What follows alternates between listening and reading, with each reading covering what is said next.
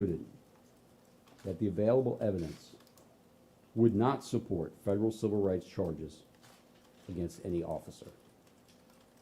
We know and understand that some will be disappointed by this decision, but it is the conclusion that is compelled by the evidence and the law. Thank you. I know that there will be questions. There will probably be more questions than we can handle in this forum. We will take a few of them now, and if there are subsequent questions, please direct them to our PIO, and we'll do the best we can to answer them. Sir. Ron Ellie from NBC News. Because this case is so complicated, and you point out that there are inconsistencies like the cause of death and so forth, and because the public has seen this videotape as you have, it sounds to me like some of your critics would say that you are playing the role of judge as well as potential prosecutor. Why not let a jury decide all these facts? And don't you think that your decision would perhaps have more widespread support than less criticism, if you will? If a jury decided, why not let a jury decide this? We would certainly understand that view, but as federal prosecutors, there are two things that we have to be satisfied with before we present a case to the grand jury. That is set forth in the Justice Manual, which guides the procedures and policies of the department and has long done so. First, as federal prosecutors, we must actually be convinced beyond a reasonable, that we can present evidence beyond a reasonable doubt that the defendant has committed the crimes charged. Second, we must be convinced that there is sufficient admissible evidence at trial, both to gain a conviction and to sustain it on appeal. Because in this case, after the full examination of the evidence, we have determined that we, as the prosecutors, are not convinced that this particular defendant or potential defendant committed the offense. We would not go ahead and present it to the grand jury under long-established department policies. Despite what we see on the videotape, you're saying this wasn't even close. I'm saying it was a difficult decision, and that's in part why it took so long. Certainly there was a desire by many people who worked on this case over many years to do everything we could to determine whether charges could be brought. I would say that obviously the fact that it was on video made this different from some other cases where we don't have that sort of compelling evidence up front. But I'm not going to gauge whether it was close or not close. I'm just going to say that we put a lot of time and effort into this. There was a lot of thoughtful discussion within the department, and this is the conclusion that is driven by the evidence in the law. Ma'am? Can you describe the meeting with Garner's family this morning? Did you meet with them personally? And they expressed some concern, saying that they weren't given an explanation about your decision, why, and just condolences. So can you show? I did, yes. We did meet, my leadership team and I met with the Gardner family and some of their advisors this morning. It was an uncomfortable meeting because it's very difficult, obviously. And they were upset, and they had questions that we tried to answer. I will say, as one of their advisors pointed out in the meeting, that the family has consistently called for peaceful protest in the spirit of members of our society who have the best interests of our city at heart, and I echo that.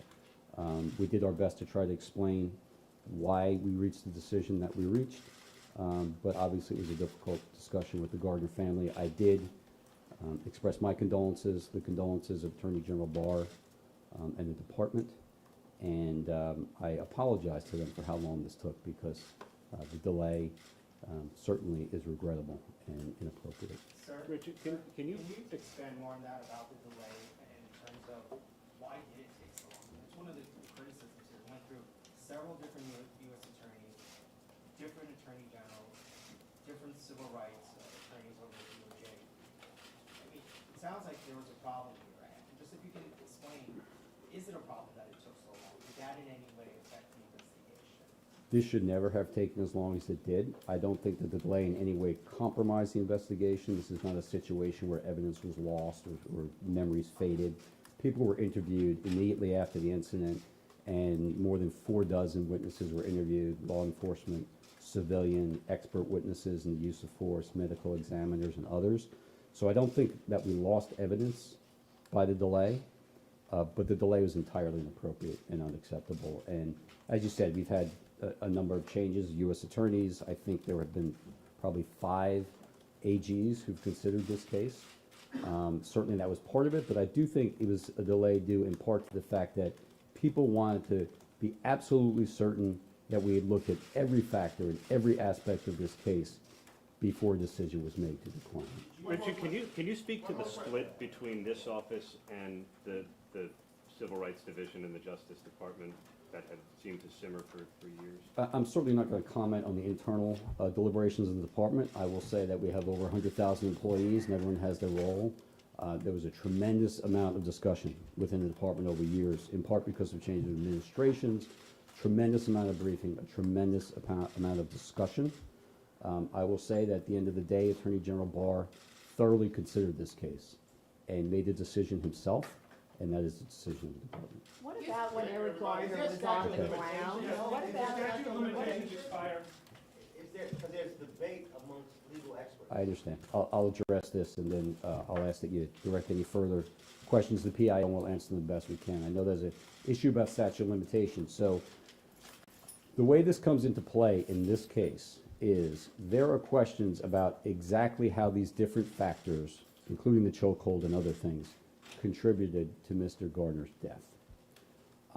Because of that, and because of the questions about what exactly caused the death and what combination of factors caused the death, we viewed this as being a case where the government, if it could prove a case at all, could prove beyond a reasonable doubt, perhaps, that Mr. Gardner suffered serious bodily injury as a result of the officer's action.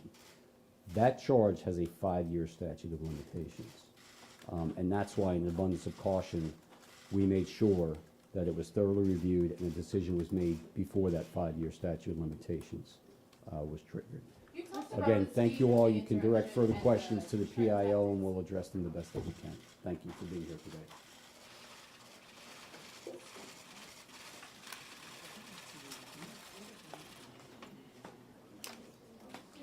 If you have any additional questions, email them to me, and I'll get you the answers as best I can. Okay, John, I need you to get to that podium to finish up.